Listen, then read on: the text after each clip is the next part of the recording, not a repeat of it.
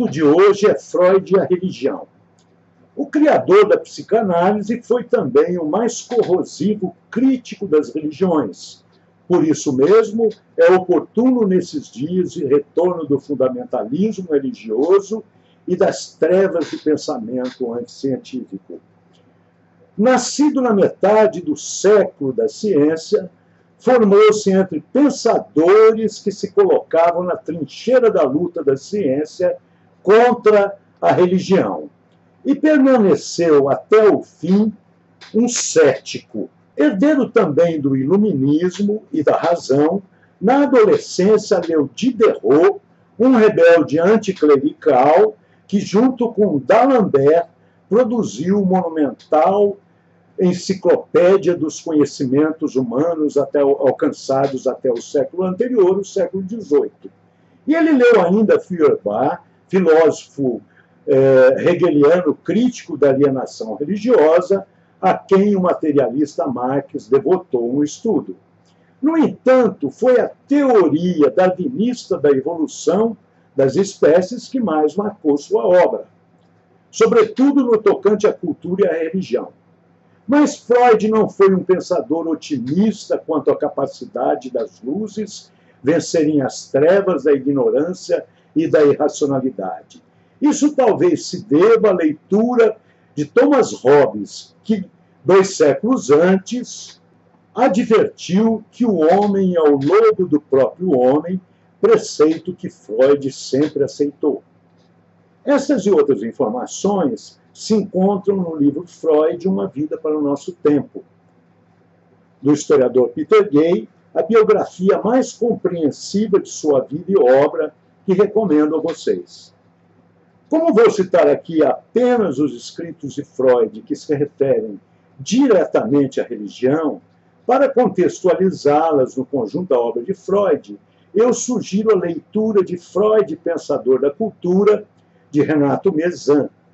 Nesse livro, o psicanalista brasileiro articula a psicanálise aplicada por Freud à cultura e à religião, a construção da sua teoria do inconsciente, das pulsões, da sexualidade, da castração e seus conceitos principais, id, ego e superego, do complexo de Édipo, além de relacionar sua analogia entre indivíduo e espécie. Os principais textos em que Freud trata da religião são os seguintes, em ordem cronológica. Totem e Tabu, de 1913, no qual ele investiga o surgimento das crenças no elo perdido da passagem da animalidade à cultura em tempo. Nesse texto polêmico e majestoso, Freud lança o mito científico do parricídio original e do complexo de culpa que se instala desde sempre na cultura, bem como os rituais religiosos de expiação desse remorso. Desse modo, ele situa o complexo de Édipo, com que todo indivíduo humano tem de lidar inexoravelmente em sua vida, na escala tanto da espécie quanto da cultura. No artigo Psicologia das Massas e Análise do Eu, de 1921, Freud analisa a identificação do indivíduo convertido em massa com o líder religioso e o comandante militar, como projeção da fantasmática figura infantil do pai ideal, deixando implícito o perigo do messianismo religioso e bélico nessas idealizações primitivas. Outro ensaio demolidor é O Futuro de uma Ilusão, de 1927, em que Freud mostra os limites tênues entre ilusão e delírio nos fundamentos religiosos. Em O Mal-Estar da Cultura, de 1930, ensaio sombrio e pessimista, e que prenuncia a guerra, Freud introduz a pulsão de morte como um dos componentes do inconsciente individual e cultural, em oposição a Eros, a pulsão de vida.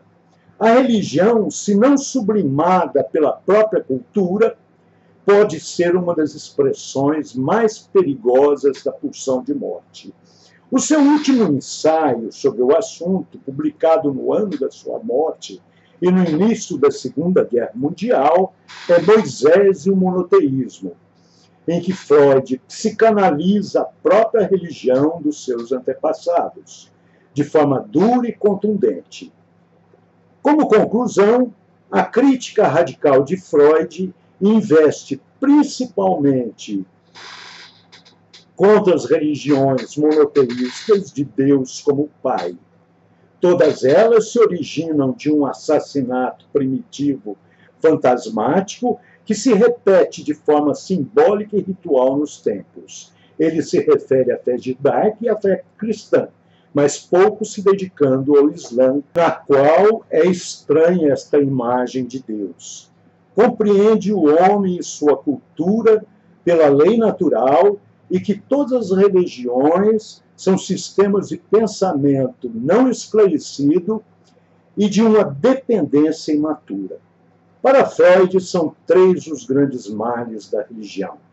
Primeiro, nela os homens são mantidos na imaturidade, como as crianças que, quando se sentem desamparadas e com medo, alucinam em busca da proteção dos pais. Segundo, as religiões são o mais extremo domínio do pensamento desejoso. Sonhar é natural, bom e necessário, mas perigoso quando rompe com o princípio da realidade. Por isso é dormindo que realizamos todos os nossos sonhos edipianos e incestuosos mais secretos. Terceiro, Freud vê na religião uma ordem cultural imposta que se equipara a uma enfermidade psíquica, a uma neurose que, sob a condução predominante da pulsão de morte, pode resultar no delírio psicótico coletivo. A crítica radical de Freud à religião é uma muralha inexpugnável que continua essencial, especialmente nesta época de messias alucinados, deuses em pé de goiaba e generais rearmados por Moisés, o egípcio.